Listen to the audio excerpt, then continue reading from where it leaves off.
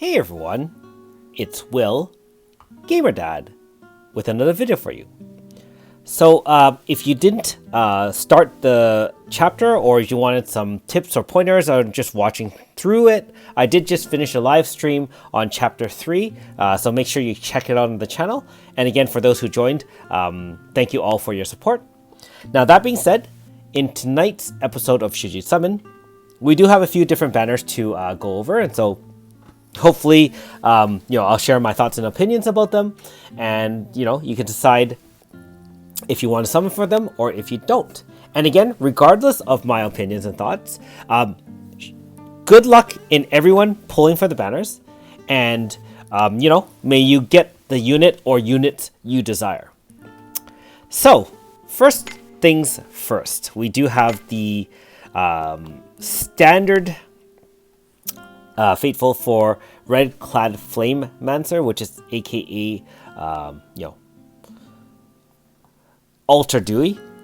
And we do have the fact that it's flat 10% chance on the 10th pull, pulls 1 to 9. Note that he does not have a 4.5 star form, so it's just a straight 10% on the 10th pull, pulls 1 to 9.8. Of course, it does still have Eva and all the newest, most powerful OP units, being that this is a paid banner. And unfortunately, the same bot fillers as usual all the way to the bottom there. And this is a 2 times Fateful again. You can also use your ticket if you do have one from the monthly pass.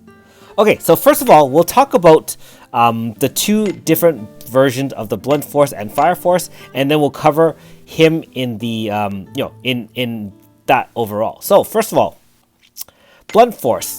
Now, just like last time, Red Clad Flamemancer is uprated, just like Alter Iska, and so you'll have 4 units featured. In this case, the Flamemancer, AS Yuen, Biaka, and Yifa. And they are uprated to 1% each, which is a total of 4%. Note that these are not paid banners, so you will not have Eva on there. I believe you will not have Alter Iska on here either. Note that there are no other 5 stars in general on this banner, only 4.5. And so, strike that from the Alter Iska. You can't get her anyways. You can side grade from normal Iska. As for the Fire Force version, Red Clad Flamemancer is also uprated, and the 3 units here are Sukiya AS, Renri AS, and Radika AS. So I'll just quickly cover those units, and we'll start with the Fire Force first. Sukiya, okay, all 3 units other than Red Clad Flamemancer are obviously older units. I think the oldest one would be AS Renri. Now, unfortunately, from the time I summoned her about 1.5 years ago, I think she's really fallen down the list of units to use. You can side grade AS Renri to normal style Renri with Manifest, which case she does have that 50% speed down, 25% int and power dual debuff. Now, that value was great and all, except for the fact that we now have Kid filling in the role, and as a free unit, giving the fact that with a little bit of setup, she can do up to 50% speed, int, and power down, and of course, boosting your team. Renri with Manifest has really fallen down the list of units I would recommend to get. AS Renri does have some fire support with her VC, and also she can crit set, she can do some mild fire and slash resistance debuffs, but again, her DPS is really low at this point in the game. AS Sukiya, not bad still as an older unit, very, very useful in fire slash teams, especially Katana powered. Now that True Manifested Xion is back, you've probably seen some videos of me using her on a fire slash team. She can still power up Katana users up to 60% extra damage, not to mention she can do crit setting. She can do quite a bit of damage herself with enough stacks, and she does have 50% physical resistance down with Howling Surge. As for Radika AS, I don't have her side graded yet, but all I know about her is that she is a Fire Zone setter, just like Flamemancer. However, she can guarantee crit set for magical and physical teams. She can boost fire type attack for your team. She can really add some DPS to your fire magic teams if you run her in a magic zone. So, and she has a farming move that is fixed damage depending on the amount of luck she has as well. So all of those are not bad for AS Radica. As for Red Clad Flamemancer, we talked about it yesterday. However, just quickly, he is a fire zone setter. He can VC in a set fire zone. He also does have Lunatic Crystal, which is actually activated by a move. And so when you activate it, he can set Lunatic. He also does activate something called Another Zone, which is all these altar type units. They basically double elemental or attack type zones. So essentially, and it also locks it for 2 turns, such that it powers it up and locks it. However, at the end of those 2 turns, the zone disappears completely, in which case you have to reset it with someone else's VC or so on and so forth. Now, one other thing to note is that he does have a passive, this Flamemancer, in the fact that you get 4 turns, 2 extra turns of Another Zone locked in instead of just 2 turns. So this is very different from Alter Iska in that sense. And he does a ton of damage. He can, with his Crystal Mind's Eye, is very similar to AS Clart. And so you do enhanced damage against weakness and also enhanced damage in general. So really, Flamemancer can really bully enemies who are weak to it. And the best thing about him is he can change to whatever elemental zone is in effect. So very similar to Nokoko, but a lot more offensive support oriented. He can basically like change to earth, water, wind, and fire, just like Nokoko. Nokoko is much more defensive with some heal, shielding, and so on and so forth. And that's not to say that he can't shield. If zone is active, and this is any zone, so weapon or elemental, then you get an end of turn heal and an end of turn barrier depending on number of fire or crystal moves done that turn. So this is very similar mechanic to AS Mufa. If you've seen me use AS Mufa, she is really, really good with that boost. Not to mention, when in Another Zone, he can start doing things like guaranteed pain set with extra damage. He can boost crit damage, although I don't know if you'd be using that because there's better crit damage boosters out there. He can actually give up to 50% physical shielding and 50% extra weapon damage for your whole team. Keep in mind that weapon damage is diminishing returns with other weapon zones. So keep that in mind when using moves like that. He can also debuff fire resistance of all the enemies while increasing your fire type attack of all your units by up to 75% with Another Zone. So a lot of offensive support right there, and a little bit of defense with his shielding.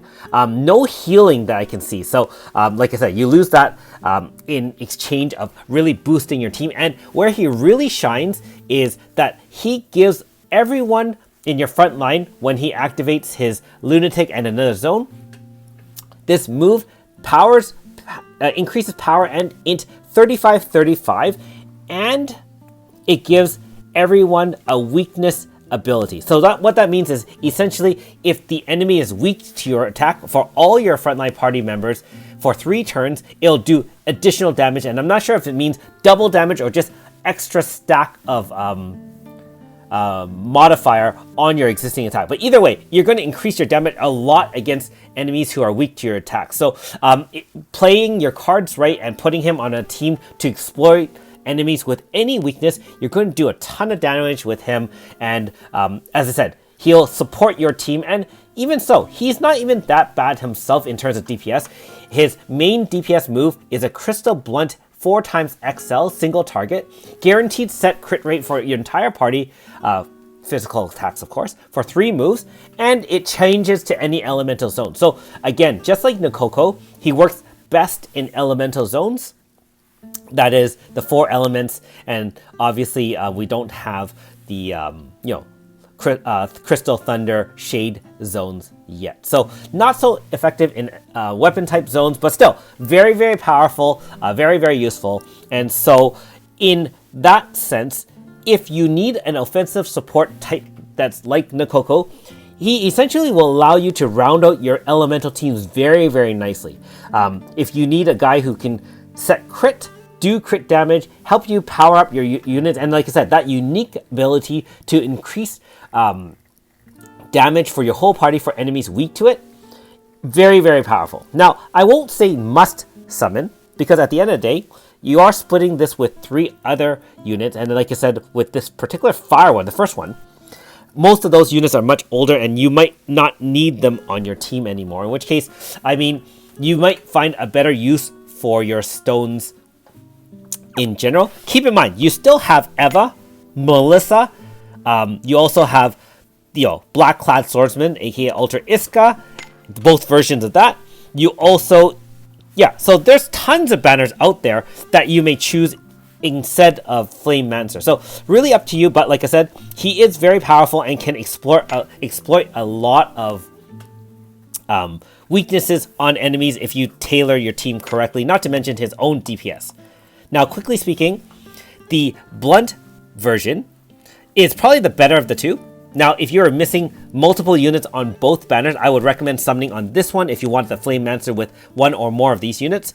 Bianca is probably the worst of the 4. Even with Manifest, I don't see her being used in the end game at this point, so I won't cover her at all. ASUN is still very, very powerful. If you set enough debuffs on the enemy, he can have a high multiplier. He also increases his own fire type attack. He has a preemptive kind of physical shield kind of thing. He's used on a lot of endgame comps. Although he only does a single attack, that might work out really well for you guys as well. And Yifa, I can't say anything about her. She is still a blunt zone setter. You can use her in combination with AS Mufa to really have that dual blunt zone so that you can kind of switch back and forth. She is also very defensive and has some other nice abilities in doing things like dual debuff, physical and type shields, and crit setting, and increased type damage for your blunt team. Very, very useful. And so again, if you're missing multiple units on both, the Blunt Force Edition would be the one I recommend. And like I said, if you have any form of Dewey being the normal style version, you can farm 3 opuses to go for Alter Dewey in this case, in which case, if you're strictly free to play, that is the best way to do things. I realize that it might take you many months to get your upgraded unit, but keep in mind that by saving stones on this banner, you can forward them and buy something else later down the road that you might need.